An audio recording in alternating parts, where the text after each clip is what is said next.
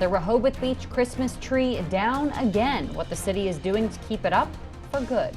Good evening.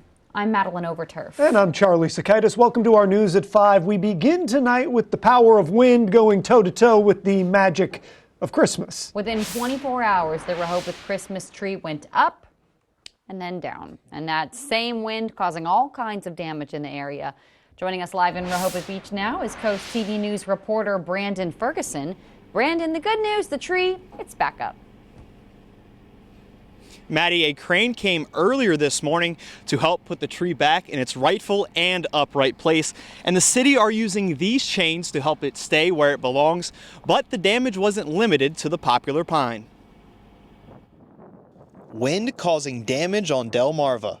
On your screen now is what people saw early this morning in Rehoboth Beach, the Christmas tree down. But people felt the effects of this wind, from siding coming off houses in Long Neck to trampolines wrapped around poles in Georgetown.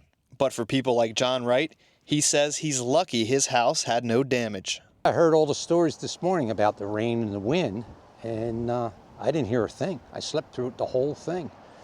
Here in front of Sussex Tech, a roadwork sign just went down. When we got here a few moments ago, it was hanging on by a thread. And on your screen now, you'll be able to see it in the middle of Route 9. According to our Coast TV meteorologist, wind gusts hit upwards of 50 miles an hour last night. But that made no difference to Mike Fusca. Yeah, I did not hear the windstorm at all. I didn't even know there was one. Cleanup begins for some as the wind keeps blowing. Back here in Rehoboth, the city are using these chains and other measures around the tree to help it stay up for another windy night along the coast. In Rehoboth Beach, Brandon Ferguson, Coast TV News.